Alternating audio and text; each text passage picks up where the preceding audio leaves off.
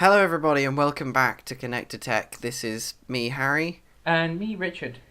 Hooray! Woo! And we're back with another podcast, reaching your ears. This time, actually Hopefully, about your ears. news. This time, we're actually going to talk about news, technological Sort of. things. Mostly just Sort get really of. mad about Intel, I think. Yes. So last time was a bit of an introduction. If you missed that one, if you're not that interested in who we are, or you don't really care, we're just mystical voices, then maybe not for you. But if you want a bit of a backstory as to why we're doing this and things, go and check that out. There'll probably be a link now if I can work out how to do it with the new stupid YouTube system. There may not be. It took me an hour and a half or something today to get it set up as a brand channel, like I told you. Sake.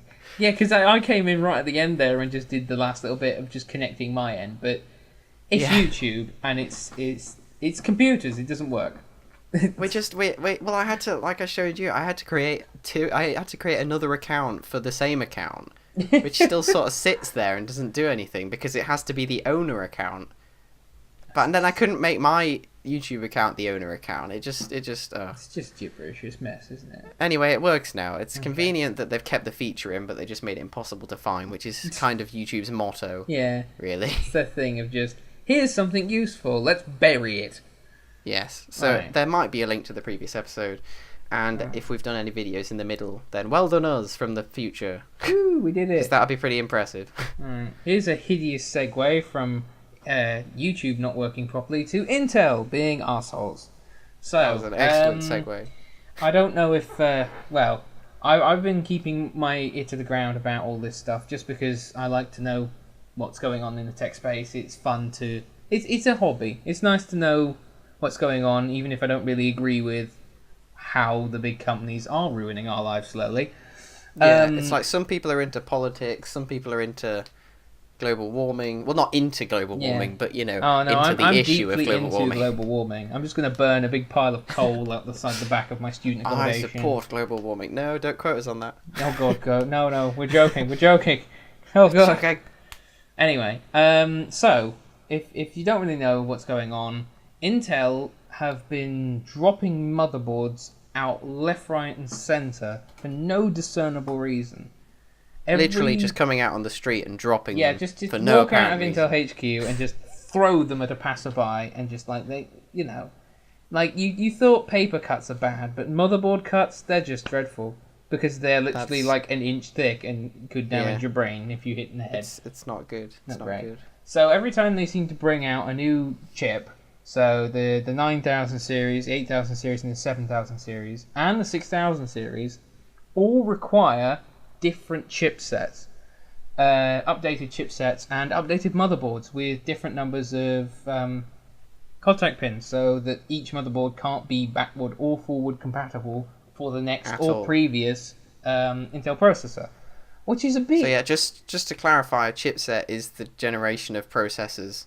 Each generation of processors needs a different chipset. It's the bit inside the motherboard that tells everything else connected to your computer what the bloody hell to do, essentially. Yeah. The processor so it's is how the it brain, connects to the processor. and the chipset is essentially the back of the neck, the central nervous system. It's just like... That's a lovely analogy. Yeah, that's actually pretty good, that. Yeah, I'm quite chuffed it's with good. that. Yeah. And so they seem to be just throwing them out now, because the thing that used to be is that you used to have 2 or maybe 3 generations of Intel chip on the same chipset. It's like with the I series processors. So the original, so with my experience being on 1155 socket is of the... Which we both were, /R. I suppose. Is the 2000 and 3000 series Intel processors both ran on the chipset 1155. on 1155 socket. So, for example, my i7-2600 runs on the same chipset as your 3570K. Yeah, it's just... The second gen and a third gen You pull CPU. one out, you put the other in, there's absolutely no problem there, they run together. Apart from the perfectly horrific experience of adding a cooler, but we'll go through that. Yeah. Ugh, Hyper 212, please, why? Oh god. And so... What was that? That was outside my window. It sounded like a hawk. It's a drunk person, I should expect. It is a Saturday. That's more likely. Ah, yes. And we sit here in our bedrooms and do this instead. I did have an offer to go out tonight, you know. Yay, I won. I just can't be bothered at this point. Like, all the people I want to go out with aren't here. They're all at home this weekend, so fuck it.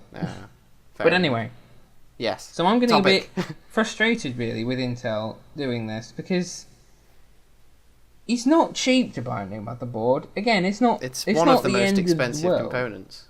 You know, like, well, it's not as bad as a CPU or a GPU, but getting everything. But if you don't have the right one, then you're not off to a good start. Well, that's the thing. It's like if you want, say, I don't know, USB 3.1 or USB Type C out of the back of your motherboard, then okay, you need this. But is that then going to support your CPU you had already? Probably it's like, not. You know, you upgrade your computer just so you can get these new features of Type C, because again, quite a few things. To some people, it's very important. Yeah, well, exactly. Yeah, quite a few things now use Type C, and adapters don't give you the full performance that you're going to get through a proper USB Type C port. You know, proper transfer speeds and everything, and the connectivity that comes along with that sometimes. So, to get what you paid for when you bought your Type C device, or whatever the hell you're plugging into your new mother, M.2 is quite a big one.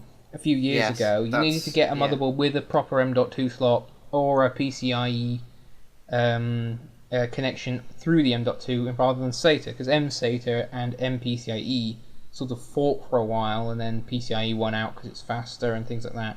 But you have to make sure the lane's directly through the CPU rather than through the chipset, because you're not getting the full performance then.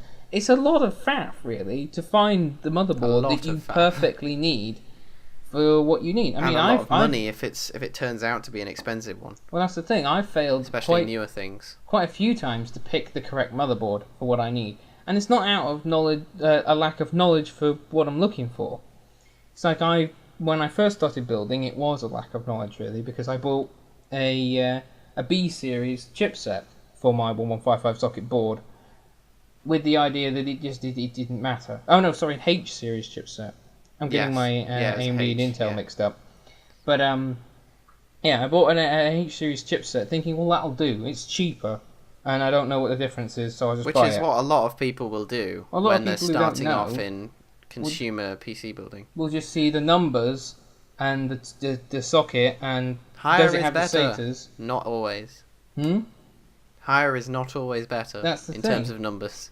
So you need, and it's not just the enthusiast space. Like, it's coming down to the more mainstream stuff. It's like, okay, fair enough. You have a separate motherboard.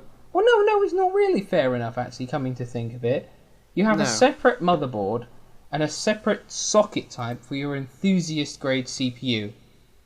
Okay, I mean, fine, I guess. If you're an enthusiast, you might pay the tax on that. You know, the early adopter taxes and things like that to get your fancy new motherboard, and it'll have features that aren't yet available on the standard desktop side of things. Fair enough, okay.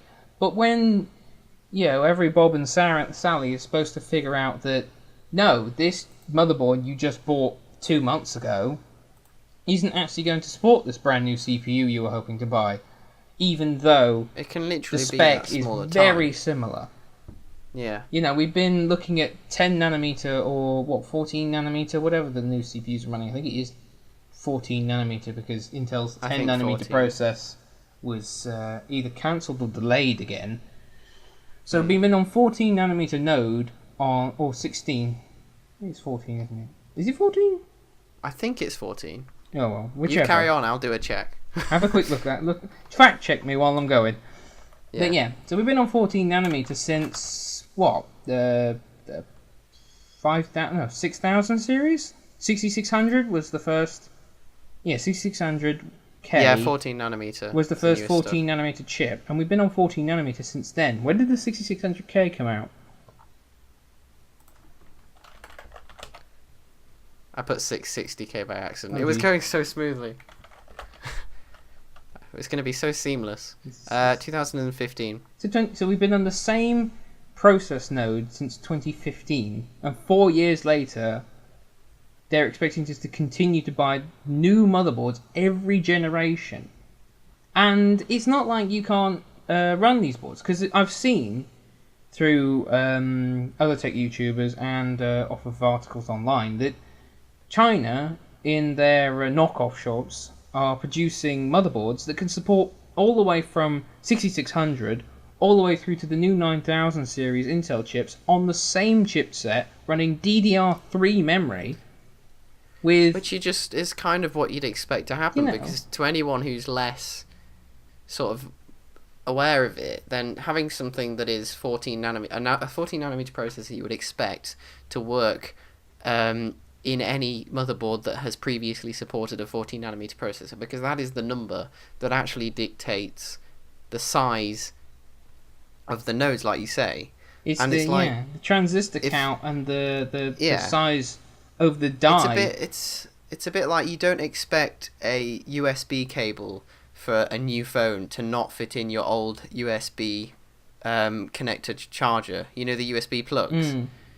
It's the same thing. It's just as if Apple released a new one that is going to fit in the plug, but still that doesn't actually interface with it at all, which is just something that don't Apple give would them do. ideas. Don't give them any ideas. Bloody hell! I've got enough bloody cables from Apple to deal with in this room already. Jesus.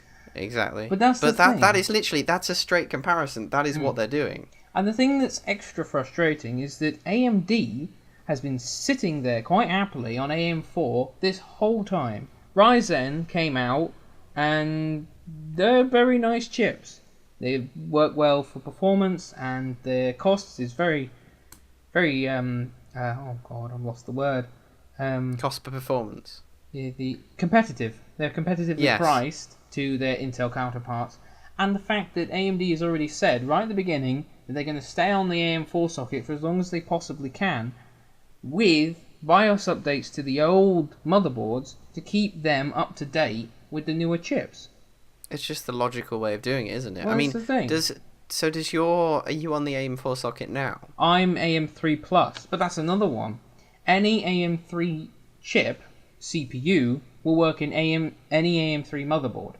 So, say the old Athlons that were running on AM3, they can just drop straight into my AM3 Plus board I've got sitting right next to me and work perfectly fine. No BIOS issues, nothing, just works. Which is how you'd like. How it should be, really. You buy a board and then you update the CPU every so often. And that makes more sense because you don't have to tear the entire computer apart and start from scratch every time anyone decides they will need a new feature. Which I'm quite happy about. Because to think about it, people who began right at the beginning and didn't really know what AM4 was going to bring, because right when Ryzen came out, AMD did not have very much market share in the CPU side of things. No. Or the GPU side of things, really. They weren't doing very well as a company. Smaller... No, they weren't. Their market share was low. Intel They was had a just bad reputation as running very hot and not very well. Speaking of bulldozers, those bulldozer cores really, hit on AMD. So when they came along and said, yep, this motherboard will support our CPUs going forward, people bought them and went, okay, well, even if this first generation aren't brilliant, I've got a board here that will last me a good few years, at least with the modern features, as AMD brings out new chips. Even if the chips aren't exactly the most powerful on the market, they'll still have the modern features. It's more future-proof, exactly. Yeah. And it's like, I've completely forgotten what I was going to say. Like editing here. Oh yeah, it's surprising that you think out there's people running the AM4 socket, all the way from people who've got really low end, however many year old processors, to people who are currently using a brand new top of the range Ryzen. The fact that they're running the same socket is quite impressive, really. Well, that's the thing. Like if you bought one of the because the older bulldozer cores, the old CPUs, they did a refresh of to support AM4. So you could get essentially what my CPU is, the FX8350, a similar CPU running on the AM4 platform. And so you could start off with something cheaper, say something like that, and then once you've got the money, say it's taking you a good couple years to save up, because it does take time. I mean, for God's sake, I'm a uni student. I'm poor. I can't afford to buy a new motherboard and computer every year. So it takes you a couple years to save up. You don't have to buy a new motherboard. you can just drop your 2600X or even an R9 or an R7 2800X or whatever, or even the new 3000 series AMD chips into that board you started with. You buy a cheap board and you upgrade from there, like I did with my computer altogether. Yeah. You know, and something we've not really mentioned.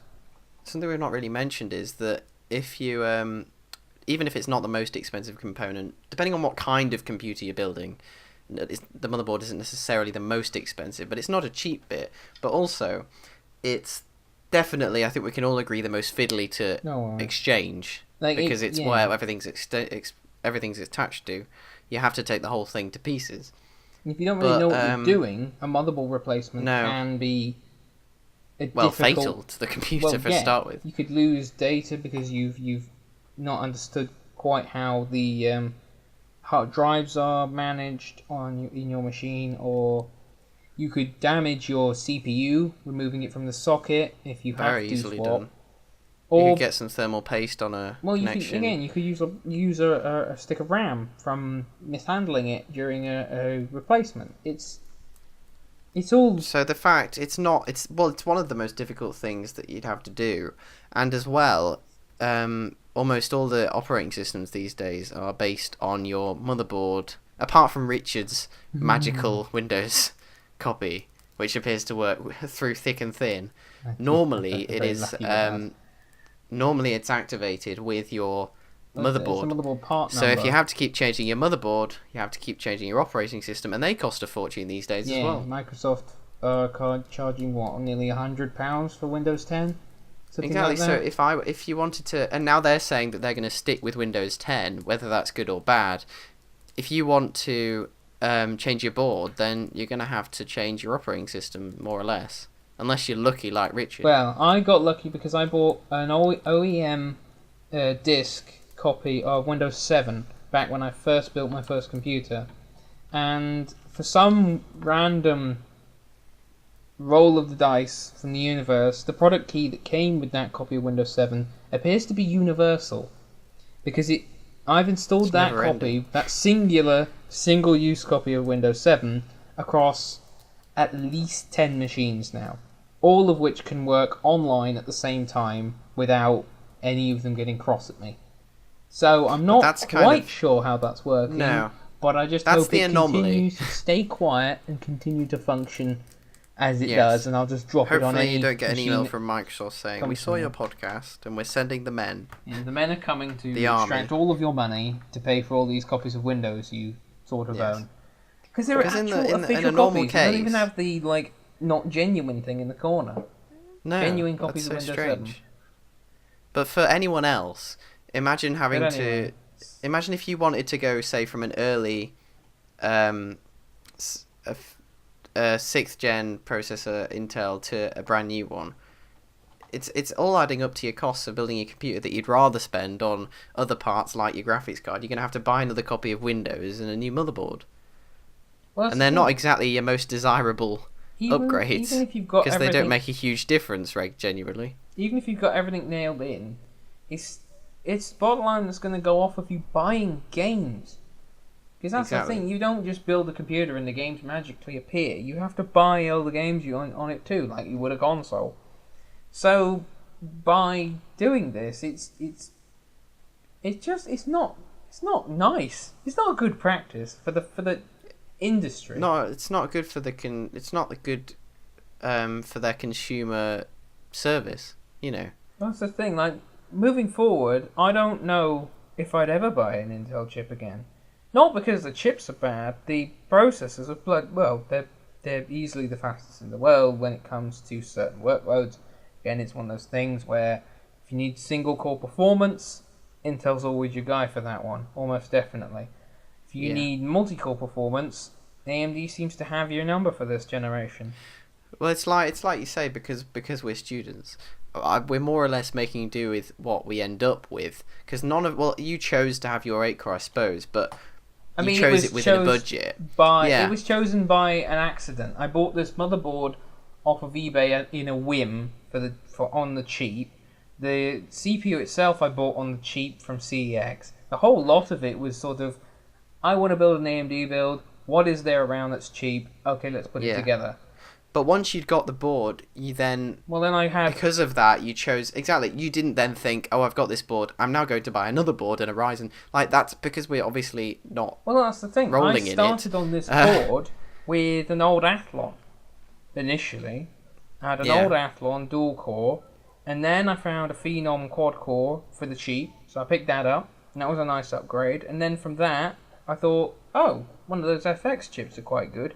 I might pick up one of them and see what I can do about overclocking it and things like that.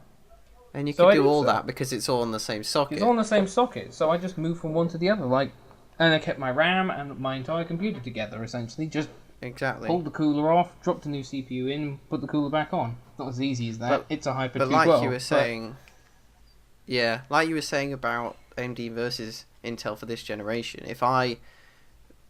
what I'm saying is that we make do with what we've ended up with, in the sense that I've got the best system that I can have for editing at the moment without spending a lot of money. If I was going to buy a new system, it would probably be a Ryzen build for editing. Would you agree? Yes. Because of the core count. Yeah. So that's because. So I've not got the most ideal thing for what I do. Obviously, there's money restrictions involved. But if they were more lenient about how compatible their parts were, then I might be tempted to go for a more modern Intel chip, rather than so I wouldn't have to change everything, like we've just been saying. If I could buy supported even another generation of Intel chips, another generation, if I could get a 4th gen for that, but exactly, because then it would be worth it. You see, the investment would be worth buying a 4th gen processor, but it's not worth buying a motherboard, an operating system, and a processor when you could just buy something that's... Because we've moved to DDR4. And that's something that Intel said was the thing. It's like, oh, well, they're on DDR4 now. Well, all of the newer generation processors still have, within the architecture, a DDR3 memory controller. Well, like you say, there's AM4 DDR3 boards. So if I was in the situation that I'm in on the AMD platform, I'd be in a much better place. Because I could just swap over to a newer processor and still use the same RAM, motherboard, everything else. That's the thing. It's the silliness of the fact that the hardware, the CPU, can still use DDR3 because it still has the memory controller built into the die. It's just that it's a chipset restriction. Yeah, I was very surprised recently to find out that Sorry. What were you saying? It's a pointless chipset restriction. It's silly. It is pointless. It's just to force us to buy newer. It's a very Apple-y gimmick. I always call on them, but it's because they're the ones that my mind goes to. Well, there's not many like big them, companies. Shall we say? Yes, but I was surprised to find out that there are actually DDR3 775 boards out there. Yes.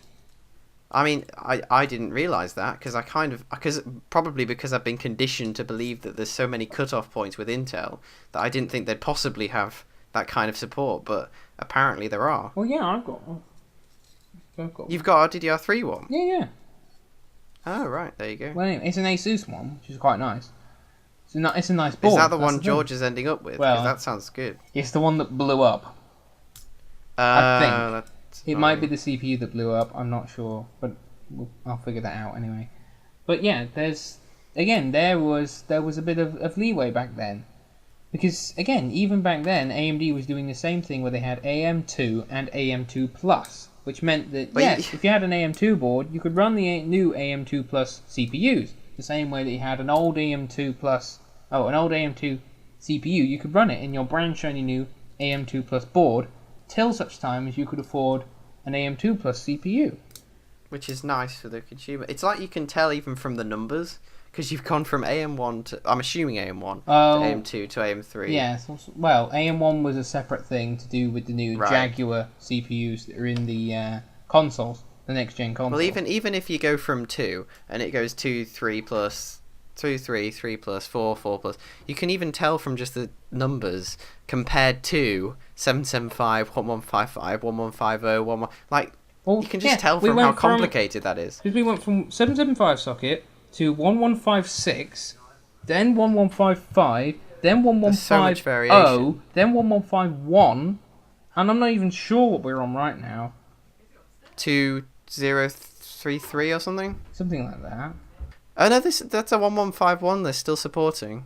Yeah, but you can't, because you can get your 9000 series chip and you can drop it into a 11551 board. Well, you can't with a lot of them. It'd have to be a new 1151 Yes. build, and that's the whole point of your argument. That's my argument. That's the issue. Yeah. Is that, yes, it's still the same socket, it's just that the CPU, the chipset and the way the CPU is built for them not to work together. Which is another thing that I've just thought of, is a terrible e-waste issue. Oh, yeah. E-waste is very difficult to process and very hard to get the raw materials back out from. The recycling of motherboards is particularly difficult because if you look at a channel that does, I've seen a few that do gold breakdown of things like that, and you look at the process involved of just getting the gold out, because that's obviously worth something. That's what people do it for. It's so extensive and expensive. It's just like it's a PCB, so it's a printed circuit board impregnated with gold and titanium and all sorts of different alloys and elements to get the functionality we require from these high-end technological whiz-biz. AMD's route is much more efficient. So the i7-700 is they have it really bad. Oh, that's the 1151 socket again. But like you say, that would make you think, if you were going to buy that processor. If I was going to buy that processor now, because that's a big upgrade from mine, obviously. If I was going to do that now, I would go out and look for a 1151 socket motherboard, and I might not even get one that it is compatible with if I was not, techie enough to look at what's supported and read into that. But the thing is, even if you buy the most recent one, it still doesn't backwardly support any of the previous chips. So even if you just go, oh well, sod it, I'll just buy a brand new board, you can't put your old 6000 or 7000 series chip in it, because it won't work. It's stupidness. I think the e-waste thing's interesting though, like you say, because that's just everyone. Nobody really picks up on that. Everyone's complaining about everything else, plastic and stuff. But what about this? That's the thing. Like, I never throw anything away, but that's just because I'm a terrible hoarder. When it comes to tech, you can see that in my room here. It's dreadful. But it's one of those things. It's like, well, I don't really want to throw a motherboard away because I spent money on it. And CPUs, and, it's expensive to be a PC person. Well, it's helpful that the older stuff is more compatible now than the newer stuff. Like, you can stick any old PCIe graphics card in, can't you? Well, yeah, that's the one standard Intel can't meddle with, because it's separate, done by AMD and Nvidia, which is nice. They control the movement through that one, which is much better, because it means that they can just sort of go, well, no, sod you. It's, we're looking down the barrel of AMD being the ones to bring in PCIe 4th Gen. Actually, they're going to be the first ones to support PCIe 4th Gen. So PCIe Express Gen 4 16X slots should be on the new 3000 series Ryzen chips.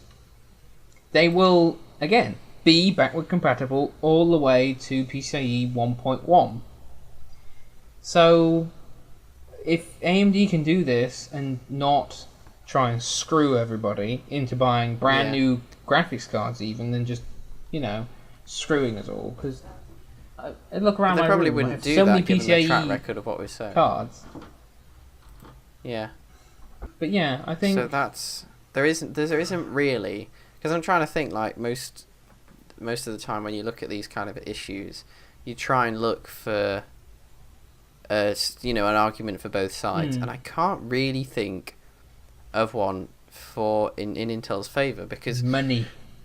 Apart from the money positive for them, everyone has to buy new motherboards and new RAM and probably new copies of Windows. Oh, jolly good. I'll tell the people at Microsoft we've done our job correctly. The only thing I can think of is that maybe if you do have the knowledge and you do the research, then you end up with the most modern connections and everything. But that's something they're doing intentionally. That just is a bit of a byproduct of it. You always end up with the most up-to-date features on your motherboard because you've had to upgrade it. But is it worth that money? Well, that's the thing. It's like there's an early adopter fee for all this stuff. If you pick up a board right away, unless you were for some reason extremely dependent on it, you wouldn't upgrade purely for a USB 3.1 port, would you? No, almost definitely. So not. it's just a byproduct. USB 3 is fine. Yeah, so you wouldn't do that. So it's just a you can't even really call it a major positive from it. There isn't really any major positives from it. I think is. Can you think of anything? I can't think of anything since my generation of motherboard. Since SATA 3 and USB 3 and PCIe 3, everything's 3. All the 3s. Since all the 3s, it's been sort of pointless because unless you've got stuff that can connect, and I don't have the most modern iPhone going. I have an iPhone 5 that's fine. It's blue. It's fine. It's an iPhone. It works. It charges and it decharges, and it has a crack in the screen because they all do. And so again, it's the thing of if it ain't broke, don't fix it. Yeah. And they seem to be continually that's a good general trying to fix something that was never broken in the first place. Yeah. And that's the only way I can see it, other than them just being like, we want more money. Yeah. Well, exactly. And I was really dragging it at the bottom of the barrel to come up with my little pathetic excuse for them. And I was trying hard. Well, it's like there was that Optane thing with caching to increase the speed on hard drive access. Like a solid-state hybrid drive. A fake SSD, yeah. Well, that came and went. It came. Yeah, that failed. No one really cared because everyone always... SSDs are cheap enough now that you can buy one. They have gone quite a bit cheaper recently. Solid-state hybrid drives exist and are relatively cheap. Less popular than they should be, I think. Well, I quite like my solid-state hybrid terabyte drive. It's very good, and it keeps itself nicely maintained. Yeah, the only people who bought the Optane, bought into the Optane, were the people who were testing it. In my opinion, is what I think happened. Like they started to put it on pre-built, but then it was costing people extra, and no one really knew why it was useful or better, so no one really bothered. And then it was the most recent, a very narrow set of. Well, yeah. It was a very particular set of results. Like, you have a computer that's running a bit slow. Well, this is one of the options. Or you could just buy a sodding SSD, which is dirt cheap right now. And we're going to do a video in the future to show how to change from a hard drive to an SSD and move your operating system over and everything. If you're someone listening who's still using a hard disk drive as a boot drive, because it makes a huge difference to your general speed. I recently moved from hard disk to SSD on Windows 7, and it's night and day. You don't understand how much faster it is till you do it. And I'm not even running I'm using a used solid state drive running on the SATA 3 interface, so it's an older generation SSD that was used when I bought it. So it's like the bottom of the barrel of SSDs. It's nice. But it's better than the top of the barrel of hard drives. It's better than a brand new, fresh hard disk drive. 7200 RPM, yeah. Properly nice Seagate or whoever, Western Digital. It's just, for the boot drive at least, it's just the way that things have gone. It's kind of standard now for the boot drive. Even if it's only a tiny one just for your Windows. Yeah, I've got a 60 gig SSD, but then I've got my programs drive, which, like I said, is an old PS4 hard disk I pulled from my PS4 during an upgrade. Just sitting there with my programs on. It doesn't matter if it doesn't matter if you're using that for that. As long as you've got an SSD for your operating system, you'll see an improvement. Yeah, so we'll go into that in another video. But I think the main thing that we've come away from this, it's just how inefficient it is at the base of everything. Inefficient in terms of inefficient for usability, inefficient for natural resources, exactly. Just inefficient for everyone. Even inefficient for the manufacturers in the long run, in terms of how many boards they have to produce and change all the production lines. You see at CES, the motherboard manufacturers scrabble desperately to get the plans off of Intel so they can start putting together their board partner boards. Exactly. Intel doesn't really give them chance to get ahead of the curve on the engineering side of the motherboards. With It's just AMD, inefficient for it's just everyone apart from the press people out making another money. AM4 socket and glue a chipset to it, and put on your website a site and a refresh BIOS for everyone else who wants to get the new features. It's like someone who's friendly to you at school and someone who's a bully who steals your lunch money. It's just like, no, you need to give me all the money and I will give you one tiny blueprint. You get one blueprint to share between you. But Mr. Intel, I need to build the motherboard so the people can buy the CPU. No, they'll buy the CPU anywhere. We're Intel. Shut Even up, if you. they get it and they can't use They'll it, just they'll buy it complain and look we at it won't on listen. their shelf. PCMR Little do people they are mad. realise that there's only one person who would do that, and it's you. I mean, yeah, I am the kind of person who would just buy something just to look at on his shelf. I have graphics cards that were bought for that express purpose, but they are so pretty. And Well, they the do get 460 used. does a better job on a shelf as it does in a computer. Yes, to be honest, it's very sexy when you look at it on a Yes. shelf, and a bit redundant when you put it in a computer. Yeah. But anyway, I think we've done this to death a little bit because Yes, it's, that is a good conclusion. It's just inefficient. it's just silly. And we're a bit annoyed about it, as demonstrated. See below. Yeah, it's not frustrating on a personal level because I don't think I'll be buying a new motherboard anytime soon, unless mine It's like randomly we're standing blows up up. for people who are. But I'll probably just buy another Yeah. AM3 Plus motherboard and ram all my stuff back into it. And that's the only other thing we haven't mentioned, just quickly, is that there's obviously loads of them. So it'd be much cheaper for you to pick up a used AM3 Oh, yeah. motherboard than it would be for someone to find a specific chipset. They're going to that look they need through for an all the Intel. chipsets, find the one that they specifically need, then make sure that it's not a scam or a rip-off or whatever on eBay. Yeah. And then when they finally get the board, it's probably the wrong one anyway. Or the seller on eBay sent them the wrong one.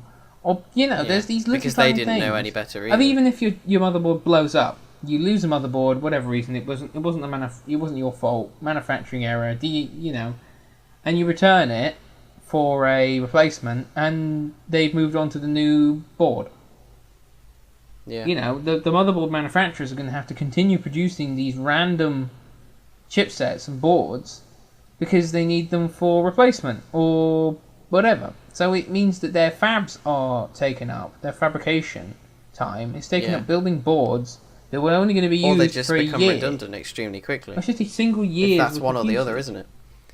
And then they just sit around, gathering dust because no one can understand which one of them goes with which CPU. It's only a few years, the used market will just be a clusterfuck of fuck it. No one knows, Intel. It's just potluck what CPU you get, and it'd be like, give us 150 quid and we'll give you a random Intel motherboard with a CPU in it because we sell them together now because fuck trying to figure them out separately. And then there'll be the And AMD that's- side of things, and they'll just be like, here, have any AMD CPU for the last forever. And put it in an AM4 board. basically. So, yeah. So thank you for listening to us get watching cross slash at listening. Intel for several minutes. just basically yelling at Intel. Oh. But have you got it out of your system now? Yeah, I can go to Do bed you now. feel better? All refreshed and happy that I've done my bit to get cross at a multinational corporation that controls all our lives. They will definitely not be sponsoring us now. And tomorrow they'll come out with something new that will be completely ridiculous and make us all look terrible. Or they'll just Probably. actually finally release their 10nm process they've been talking about for years. And they'll make us all look like idiots. In fact, Either way, they AMD just moved to the 10nm node, I'm pretty sure, for the new 3000 series. And guess what? Still the same sodding motherboard. will. And on that note, Sorry. it is time to end. Okay, thank you very much for listening Yes, to me get thank cross you. and him try and make me slightly less cross. Right, well, we'll see you in the next video. And don't forget to subscribe if you're new, which you probably are, because it's our third video. Yeah. Probably. But yes, we're going to be doing more tech-based stuff on the Hopefully, channel. yeah. Just Lots to look forward to talking about with in stuff that regard. that you, the random YouTube viewer, can hopefully afford a bit more than the big boys. Yes, we're like you if you're like us, if that makes any Wow, sense. that was wow. It's clearly too I think we late. should just I end give on up. that. That's fantastic. Goodbye. Bye. Oh. My brain just melted Oh my at the end. god, Right, I think let's mine's stop. melting. Jesus Christ, I've gone really tired all of a sudden.